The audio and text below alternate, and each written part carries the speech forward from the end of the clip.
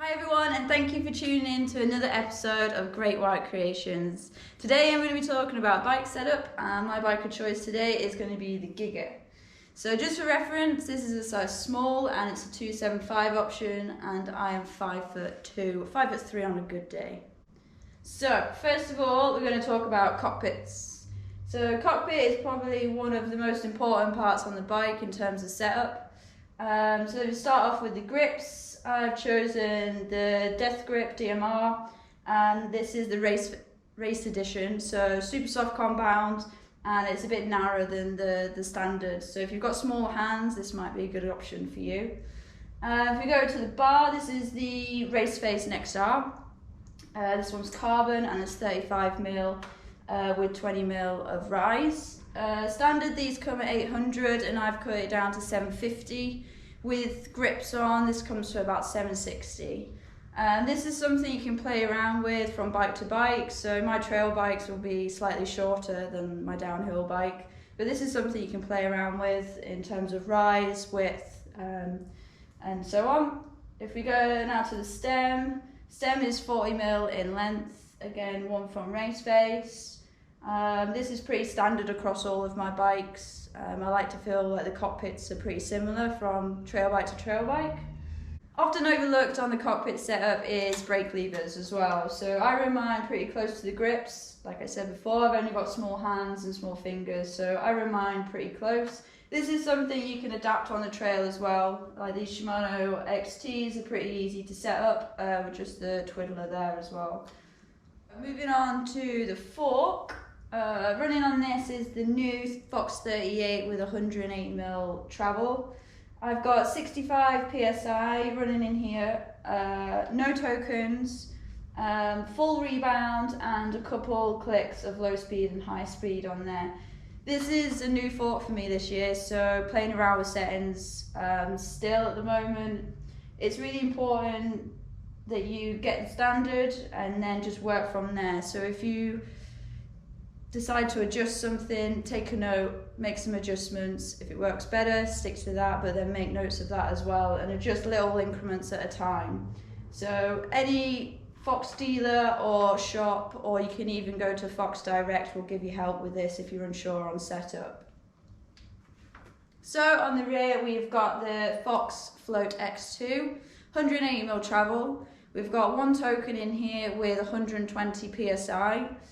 We've got 3 clicks of rebound and a couple clicks of compression. Great features for this year is the new lockout system that works really well, especially on a big travel bike. Even though this climbs really well, with 180mm travel, it's nice to have something a bit more supportive on the uphills. So staying with Fox, we've got the Fox Transfer seat post. Great design on this bike is that you can run a longer seat post than normal. So we've got 150mm travel on here, which is great when you're descending. It means you can drop the saddle all the way to the bottom and hang over the back, which is great. On the top we've got the SDG Bel Air 3 as well. Again, this is saddle I carry across all of my bikes. It's a good thing if you get comfortable on one, it's just to run it throughout your range and you can jump from bike to bike and feel comfortable. Lux alloy on this as well. I find they're more comfortable than a carbon. You get less vibration through the saddle. Okay, so something different that I have on my bikes is a 165 crank arm. Just because I'm a shorter rider, these work really well for me, having shorter legs. Clearance is good as well, which is something I often worry about is pedal striking. So XT, really good, really durable as well. Great combination with the new Nukeproof bash guard and chain device as well. This works really well together. And we run a 32 chainring on the front. Just means getting up those steep hills is easy. On here as well, again, same pedal across all of my bikes is the Crank Brothers Mallet E. I run the shorter spindle. Again, I like being closer to the bike. I've tried a long spindle, didn't work for me. So short spindle on there, and a common mistake I see with a lot of riders is that they don't wind their pins in. This means getting in and out of the pedal is a lot easier. So wind those pins in just so you got a little bit of grip, and you'll have fun. Right, let's talk drivetrain. So on this one we have got Shimano XT 12 speed running 11 to 51 on the rear. This is ample gearing for getting up pretty much anything. Let's also talk about the wheels. So I like to run Industry 9's 305 wheel set. I run this across all of my bikes, even my downhill bike. They're super strong, durable and really reliable.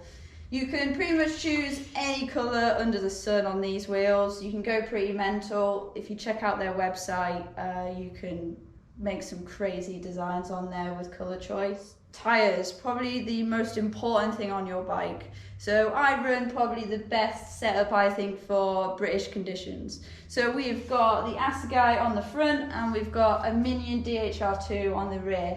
I run 27.5s by 2.5 on the front and by 2.3 on the rear.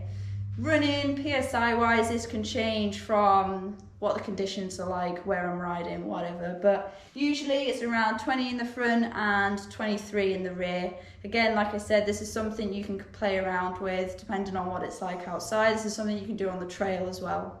So that's me. Thank you for tuning in to my bike check. Any comments, please put them below. I'll try to get back to them. Thank you for watching. See you on the trails.